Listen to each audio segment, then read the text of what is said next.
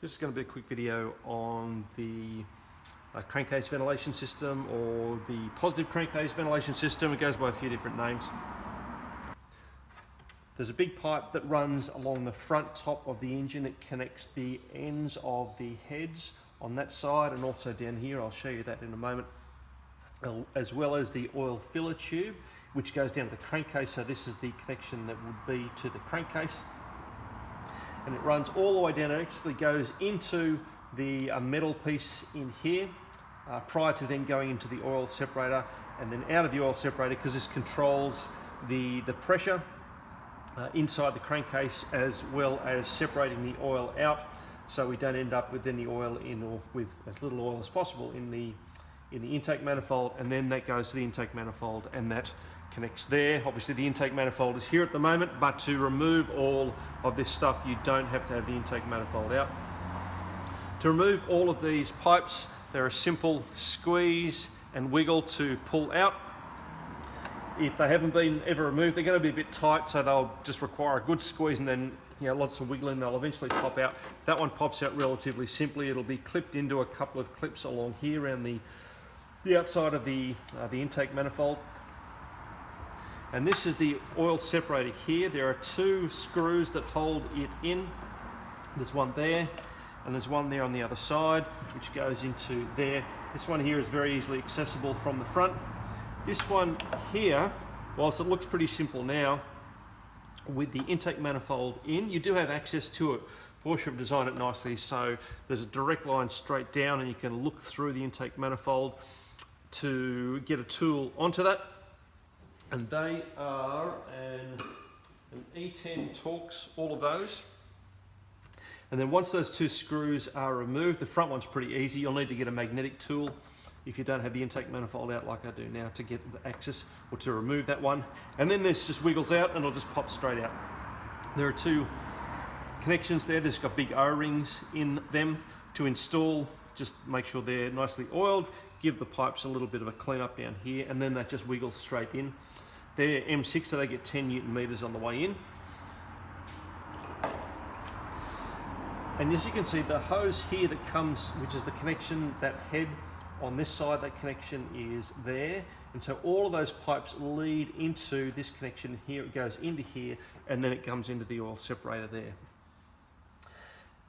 There's a single screw, an E10 Torx, that goes on there, and this thing is pretty hard to get out if you want to do it by itself. There are two O-rings on it. I'm not sure if you can see that there, but the way I got this, because I was sitting at the front and just wiggling this like crazy, and the only way I could get this out was to put a small screwdriver in here and just gently feed it in there as I wiggled it, and that was the thing that got it free. So, and the only way I could do that was to remove the air oil separator, which sits here, which we just removed before, which you can do without the intake manifold removed. So that's not so bad, just to remove those two screws, get that out of the way, and then that enabled you to get that in there, because I was a bit afraid these pipes, after time, because they get hot, generally get pretty brittle. So you want to be a bit careful if you are removing this and you're going to put the same one back on again. Once we disconnect these connections though, getting this thing out is a bit of a pain in the bum, because you've got all these electrical lines here. What I would suggest doing is removing, there are two nuts, just 10mm socket, so M6 nuts that sit on the top of that. And then this thing can get pulled off. So what we've got here, and I pulled that off, but what we want to do is separate that clip off, because that's the thing that holds that. If you try and undo that nut while it's still connected to this is on really tightly. This is just quite a fragile bracket, and it'll just bend it. So what you want to do is remove this plastic bracket from here first, so we can separate out all these cords. And the way to do that is on the underside here. There is this one there. If you pull that out, that's going to release the lug on that side, and also you'll need to shove a screwdriver in this side here. So move that one out, wiggle it out of that side, then shove a small screwdriver in this side, and there's a small lug in there, and then this thing can just slide straight off. And once you've got that, this is a 13mm. If you use a 22mm spanner, so you put that around there, and then you can loosen that, and then this will come free. And then that makes life a lot easier. Because what we can do, so I can just remove that, and this is the one that comes from the battery at the front of the car. I can just feed that all the way down, out the other side here, just to get it out of the way. These two can be, once I disconnect it there, that can be moved there, and I can move that out of the way. This pipe here comes out the other side of that bracket, and then we can slowly feed things out. There's a little clip down the bottom here which holds onto a vacuum line. You can disconnect that.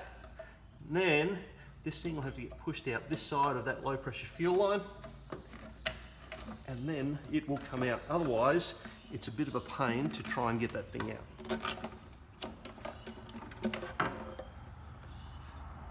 If you want to disassemble the oil separator, just to check the diaphragm inside, because the way this works is a big diaphragm in here with a spring, which is the pressure regulating valve, which changes how much air comes through here and then out to the intake manifold to control the vacuum inside the crankcase on this side here. The orientation of this is obviously important, so that little knob there needs to be bottom left. However, just put a mark on the top of it there so you put it back in the right spot. And then just work your way around with a small screwdriver, all these little clips. I'd start at the bottom here and then just sort of lift that off, and then just work your way around, and then they just come off. Once you release all of those clips, the thing just pops off. There's your diaphragm inside there that just pulls straight out like that. You can check that that's all nice and in good condition. There's no splits or anything, because the danger in this is if this splits, then it's not going to be able to control the pressure inside it. You can clean all that up if you like. Of interest, there's the inside of it there. You can notice there is the beginnings of some mayonnaise forming, which is a symptom of water inside your oil that hasn't been able to get up to operating temperature for long enough to burn it all out. So when I opened up the one in the car I drive, it was as clean as a whistle inside, so that's a bit filthy. So clearly city car, this was based in Sydney, so it's not a particularly cold environment, but still, you know, short city drives and not getting the thing up to temperature is going to have that problem. When you put this back together again, the way you want to do this, you notice there's a little notch in there. There's a tiny little bump there on the diaphragm that needs to slot into that. What you do is put it on and then move it around until you can feel it notch into there. Then put the spring on and then put this on the top like that so it doesn't fall off the other way around, and then just push it into place.